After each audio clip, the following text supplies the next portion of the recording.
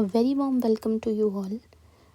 Last video में हमने पढ़ा था कि आर्टिकल 2 क्या है, आर्टिकल 3 क्या है, 4 क्या है, और लास्ट में हमने ये देखा था कि 1950 में जब कॉन्स्टिट्यूशन लागू हुआ तो स्टेट्स को 4 कैटेगरीज में बांटा गया था। Part A, part B, part C और पार्ट डी। ठीक है, आगे चल के इन स्टेट्स का रीऑर्गेनाइजेशन हुआ अलग अलग टाइम पे, और प्रेजेंट डे इंडिया में जो स्टेट्स हैं वो एग्जिस्टेंस में आई। पर वो कैसे आई वो अभी हम धीरे धीरे कॉन्सेप्ट बिल्ड करेंगे। इससे पहले कि हम ये पढ़ें कि वो स्टेट्स कैसे चेंज हुई, उनकी बाउंड्रीज़ कैसे चेंज हुई या नाम कैसे चेंज हुए, कौन सी स्टेट में से अलग स्टेट निकली, या कौन सी एक स्टेट, दो स्टेट्स को मर्ज करके एक स्टेट बनाया गया, कौन सी यूनियन टेरिटरी थी बाद में स्टेट बनी, या ऐसा कुछ भी हुआ, ये सब हम बाद में देखेंगे। पर ये मुद्दा कहाँ से आया पहले हम वो देखेंगे। इस वीडियो में हम पढ़ेंगे कि कौन सी कमीशन या कौन सी कमिटी की एडवाइस से या ओपिनियन से स्टेट्स का रीऑर्गेनाइजेशन हुआ और कैसे हुआ। सबसे पहले कि इससे पहले हम कमिटीज़ पढ़ें, पहले हम ये देख लेते हैं कि कमिटीज़ वर्ड का मतलब क्या होता है।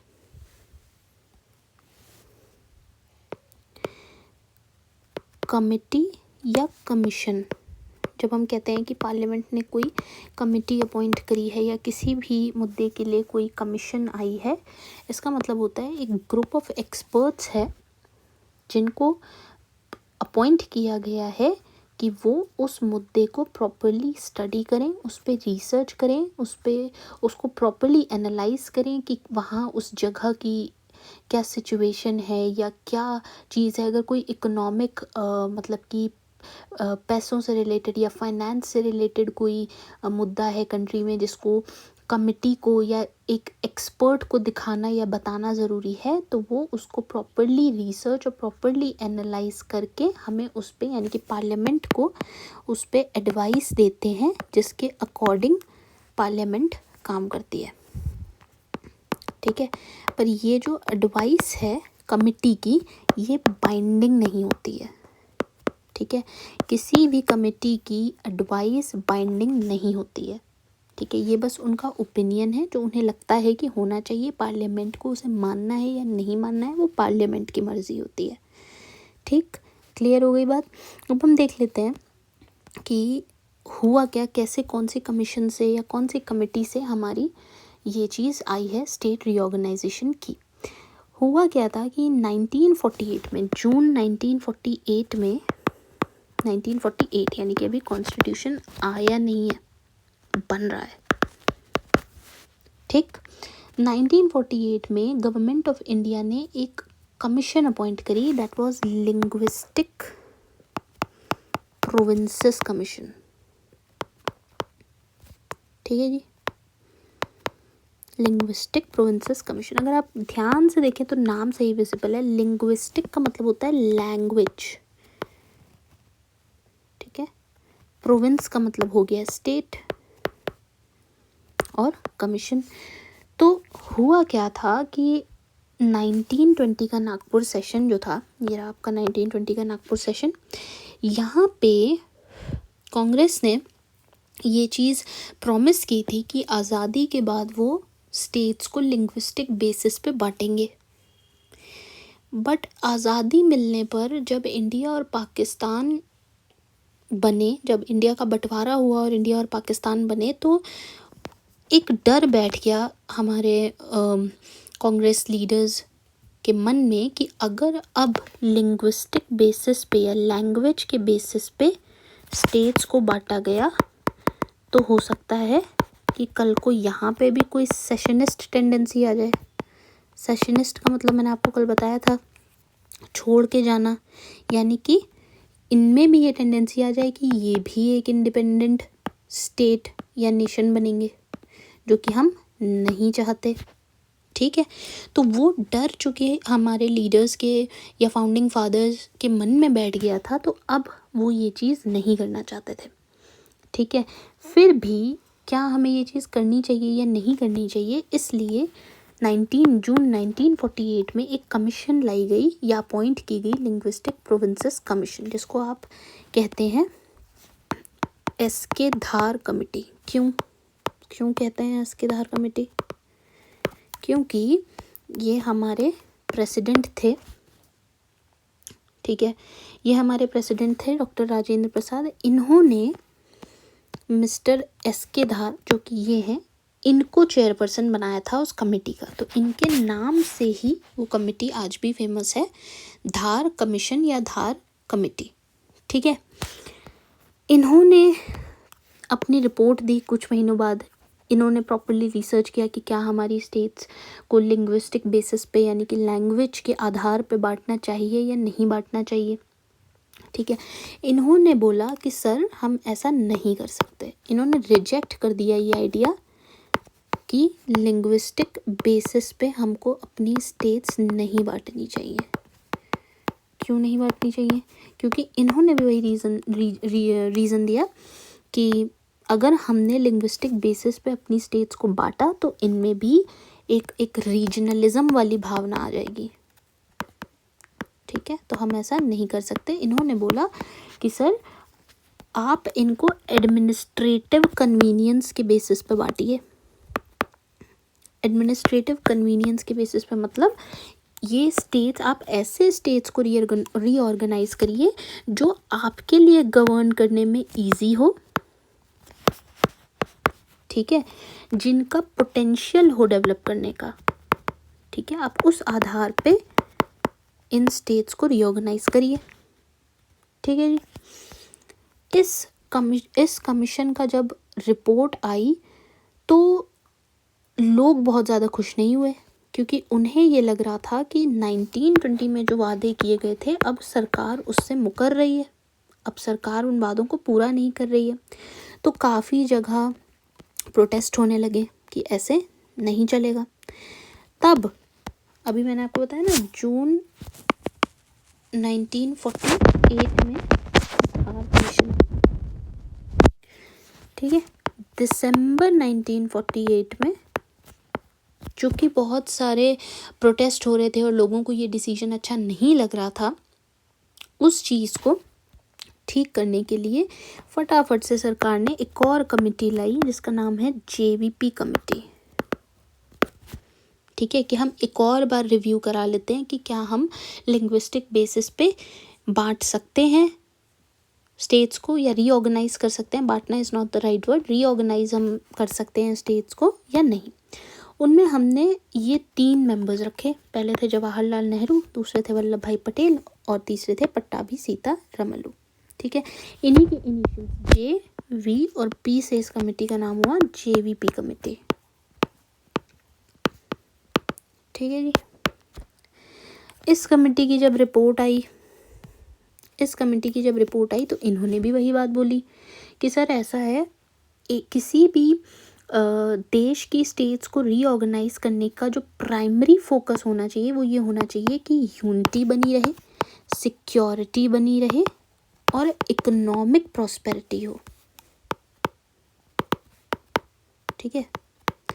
अगर हम स्टेट्स को लिंग्विस्टिक बेसिस पे बांटते हैं तो ना यूनिटी रहेगी, क्योंकि एक रीजनल टेंडेंसी आ जाएगी। जैसे कि अगर हम कहते हैं कि एक स्टेट में सिर्फ एक ही लैंग्वेज के लोग रहेंगे, ठीक है। फॉर एग्जांपल हम ले लेते हैं कि मान लीजिए हमने एक मराठी स्टेट बनाई होती और हम कहते हैं कि इस स्टेट में सिर्फ मराठी स्पीकिंग पीपल रहेंगे, या एक स्टेट बनाई होती जिनमें हम कहते कि इस स्टेट में सिर्फ पंजाबी स्पीकिंग पीपल रहेंगे। तो आखिर में वो ये थोड़ी ना कहते कि हम इंडियन है, वो कहते हम पंजाबी स्टेट के हैं, हम मराठी स्टेट के हैं, ठीक है। तो यूनिटी तो नहीं रही, ना सिक्योरिटी रही, क्योंकि कल को वो ये भी कह सकते हैं कि हमें इंडिपेंडेंट होना है, बिल्कुल कह सकते हैं, रीजनलिज्म की भावना आ जाती, ठीक है। तो इन तीनों ने भी जो कमेटी बनाई थी, इन तीनों ने भी बोला कि लैंग्वेज बेसिस नहीं हो सकता स्टेट्स के रीऑर्गेनाइज होने का, ठीक है। क्या बेसिस रहेगा? यूनिटी, सिक्योरिटी और इकोनॉमिक प्रॉस्पेरिटी, ठीक है। जब इनकी रिपोर्ट आई तो एक प्रॉब्लम हो गई। इनकी रिपोर्ट आ गई, ठीक है, इनकी रिपोर्ट आ गई 1949 में अप्रैल में,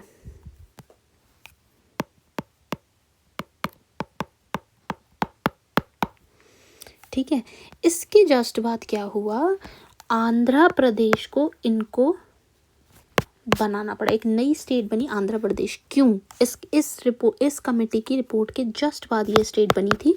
क्यों? ये देखिए, ये हमारी मद्रास प्रेसिडेंसी थी और इनमें से हमें ये पूरी आंध्र प्रदेश हुआ करती थी पहले, ठीक है। कैसे बनी थी ये? इस मद्रास प्रेसिडेंसी में से हमने तेलुगु स्टेट को सेपरेट कर दिया था और बनाया था आंध्र प्रदेश। पर ऐसा अचानक से क्यों हुआ? क्योंकि एक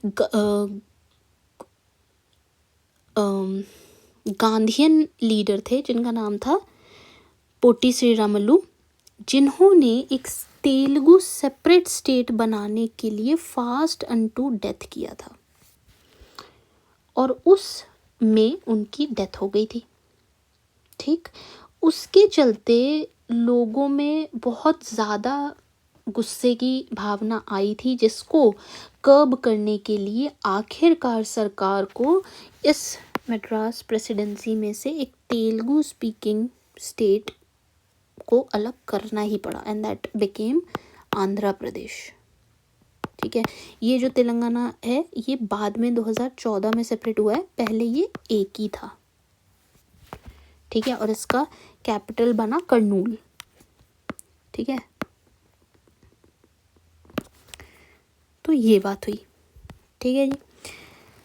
तो ये चीज़ हुई। तो अगर आप देखें, अभी मैंने आपको बताया था ना, ऐसे था ये कॉन्स्टिट्यूशन में। जब 1950 में कॉन्स्टिट्यूशन लागू हुआ था तो हमारा इंडिया कुछ ऐसा दिखता था, part A, part B, part C, part D, ऐसा दिखता था। फिर हमारी उससे पहले ही हमारी कमिटीज़ आई, ठीक है। धार कमीशन आई थी जून 48 में, और दिसंबर 1948 में जेवीपी कमेटी आई, जिसके जस्ट बाद उन्हें यानी कि सरकार को एक आंध्र प्रदेश तेलुगु स्टेट निकालनी ही पड़ी या सेपरेट करनी पड़ी, ठीक है। ऐसे ही चलता रहा काफ़ी टाइम तक। आगे बढ़ने से पहले आप एक बार ये डिफरेंस देख लीजिए। ये मेजर डिफरेंसेस हैं धार कमीशन और जेवीपी कमेटी के। इसका स्टेटस अगर आप देखोगे तो स्टैट्यूटरी है, मतलब इसको सरकार ने अपॉइंट किया था। और जो जेवीपी कमेटी थी, इसको पॉलिटिकल पार्टी यानी कि कांग्रेस ने अपॉइंट किया था। क्यों? क्योंकि लोगों का गुस्सा बहुत बढ़ रहा था। लोग कह रहे थे कि 1920 के ये जो वादे हैं ये भूल गए हैं। धार कमीशन ने क्या बोला था कि प्राइमरी फोकस होना चाहिए एडमिनिस्ट्रेटिव कन्वीनियंस, उस हिसाब से स्टेट को रीऑर्गेनाइज करना चाहिए, क्योंकि मतलब इतना आसान होना चाहिए स्टेट्स को गवर्न करना सेंटर के लिए कि आगे चल के दिक्कत ना हो। ये धार कमीशन ने बोला था। जेवीपी कमेटी ने बोला था कि प्राइमरी फोकस नेशनल यूनिटी और सिक्योरिटी होना चाहिए, ठीक। उसके बाद आप देखेंगे दोनों ने ही लिंग्विस्टिक स्टेट्स का जो बात था वो रिजेक्ट कर दिया था, ठीक है। तो ये कुछ चीज़ें हैं जो आपके टिप्स पे होनी चाहिए। हो सकता है कि आपके एग्ज़ाम में आपके एक पॉइंट के ज़रिए ये पूछा जाए, या हो सकता है मैच द फॉलोइंग के थ्रू इसको आपको टेस्ट किया जाए। और आई थिंक अब इसका कॉन्सेप्ट दोनों ही कमेटी का काफ़ी क्लियर है। अब आपको याद रहेगा कि कौन सी चीज़ कब हुई थी। अच्छा, अब आगे बढ़ते हैं। हुआ क्या, इस चीज़ को दोबारा से इस क्वेश्चन को उठाया गया 1955 में, ठीक है। अभी भी लोग बहुत ज़्यादा खुश नहीं थे। बार बार डिमांड आती रहती थी कि लैंग्वेज के बेसिस पे स्टेट्स होनी चाहिए, ठीक है। तो 1955 में इस चीज़ को दोबारा उठाया गया और एक और कमीशन लाई गई, जिनके चेयरपर्सन थे मिस्टर फजल अली। देख लीजिए फ़ोटो अच्छे से, आपको याद हो जाएगा। और 2 और मेंबर थे जिनका नाम था HN कुंजरू, इनका नाम था मिस्टर हृदयनाथ कुंजरू, और इनका नाम था मिस्टर KM पनिकर, ठीक है। फ़ोटो से आपको अच्छे से याद हो जाएगा। इन्होंने दोबारा से इस क्वेश्चन को उठाया कि क्या लिंग्विस्टिक बेसिस होना चाहिए या नहीं होना चाहिए, ठीक है। और इन्होंने फाइनली अपने फैक्टर्स दिए कि इन फैक्टर्स पे स्टेट्स का डिवीज़न होना चाहिए। इन्होंने एक्सेप्ट किया एक हद तक कि हाँ ठीक है, लिंग्विस्टिक होमोजेनिटी होनी चाहिए, पर इन्होंने बोला कि सर लिंग्विस्टिक होमोजेनिटी का मतलब कि स्टेट में हाँ ठीक है, कुछ हद तक एक लैंग्वेज बोलने वाले लोगों की एक स्टेट हो सकती है, ठीक है, लेकिन उन्होंने बोला ऐसा नहीं होना चाहिए कि 1 लैंग्वेज 1 स्टेट हो, ये नहीं होना चाहिए। मतलब एक स्टेट में अगर ये आपकी स्टेट है, इसमें एक ए लैंग्वेज बोली जा रही है, तो बी सी डी लैंग्वेज बोलने वाले यहाँ नहीं रहेंगे, ऐसा नहीं होगा। यहाँ पे B C D E F G कितनी भी लैंग्वेज बोलने वाले लोग रह सकते हैं, ठीक है।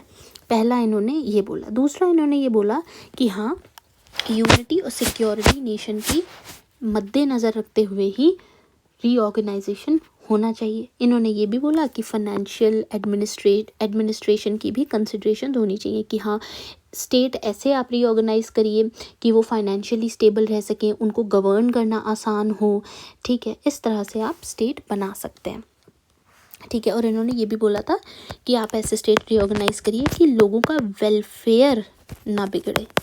लोगों का वेलफेयर भी बहुत इम्पोर्टेंट है, तो इसका भी प्रमोशन और प्रिजर्वेशन होना ही चाहिए, ये इन्होंने बोल दिया, ठीक है। इसकी कुछ बातें सरकार ने मानी, कुछ बातें नहीं मानी, ठीक है, बट काफ़ी हद तक का इस कमीशन की बात मान ली गई थी, ठीक है। और उसके चलते ही, अभी मैंने बताया था ये 1955 में आई थी कमीशन, और उसके चलते ही 1956 में यानी कि अगले साल सरकार ने, और हाँ, एक इम्पॉर्टेंट बात इन्होंने ये भी बोली थी कि ये जो part A, part B, part C, part D आप करते हैं ना, बहुत कंफ्यूजिंग है, आपको इसको हटा देना चाहिए। और ये सरकार ने बात मानी। 1955 में सरकार ने ये एक्ट निकाला, स्टेट्स रीऑर्गेनाइजेशन एक्ट 1956 और 7th अमेंडमेंट एक्ट 1956। ये क्यों निकाला था? क्योंकि अब जो आप स्टेट्स को रीऑर्गेनाइज करेंगे, किसी की बाउंड्री बढ़ाएंगे, किसी की घटाएंगे, तो कॉन्स्टिट्यूशन में भी तो चेंज करना पड़ेगा। कल मैंने बताया था ना, कहाँ कहाँ पे चेंज होता है, शेड्यूल 1 में चेंज होता है और शेड्यूल 4 में चेंज होता है। तो इसलिए हमने 7th अमेंडमेंट एक्ट भी निकाला और स्टेट्स रीऑर्गेनाइजेशन एक्ट भी निकाला। इसके चलते हमने 14 स्टेट्स, यानी कि सरकार ने 14 स्टेट्स और 6 यूटीज़ बनाई, ठीक है। पिछला वाला सारा सिस्टम हटा दिया, part A, part B, part C, part D, और अब नए सिरे से नए हिसाब से 14 स्टेट्स और 6 यूटीज़ बनाई। कौन सी थी वो स्टेट्स? वो स्टेट्स ये थी, आपकी स्टेट्स थी आंध्र प्रदेश, असम, बिहार, बॉम्बे, जम्मू कश्मीर, केरला, मध्य प्रदेश, मद्रास, मैसूर, उड़ीसा, पंजाब, राजस्थान, उत्तर प्रदेश और वेस्ट बंगाल। ये आपकी स्टेट्स हो गई। इसके साथ में 6 यूटीज़ आपकी ये आ गई। अगर आप इसका मैप देखेंगे तो कुछ ऐसा दिखता है, ठीक है। ये हमारा 1956 का स्टेट्स हो गई, ठीक है। इसमें आप देखेंगे जम्मू कश्मीर भी है, उत्तर प्रदेश भी है, बिहार, ये आपका मैप हो गया। आप चाहें तो इसका स्क्रीनशॉट ले सकते हैं ताकि आपकी मेमोरी में बैठ जाए। यहाँ से हो सकता है कभी आपके पास क्वेश्चन आ जाए आपके एग्ज़ाम में कि चेक करने के लिए कि आपको स्टेट्स और यूटीज़ पता भी है 1956 में जो आई या नहीं। तो एक बार ही आप 2-3 बार ही इसको पढ़ेंगे, आपको प्रॉपर्ली याद हो जाएगा, ठीक है।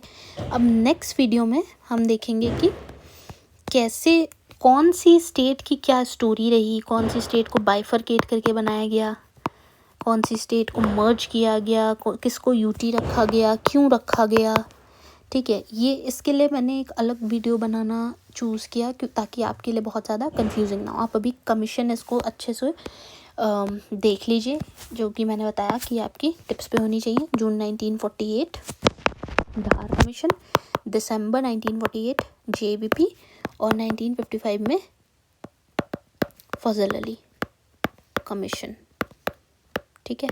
ये आपके टाइमलाइन माइंड में होनी ही चाहिए, ठीक है। किसने क्या बोला था या किसकी क्या रिपोर्ट आई थी, ये भी आपके माइंड में होनी चाहिए, ठीक है। बाकी अगर आपको कोई भी प्रॉब्लम आई हो, कोई भी टॉपिक समझने में दिक्कत आ रही हो, तो आप कमेंट करके बता सकते हैं। हम उसके लिए एक अलग से शॉर्ट बना देंगे ताकि आपका कंसेप्ट क्लियर हो जाए। Thank you.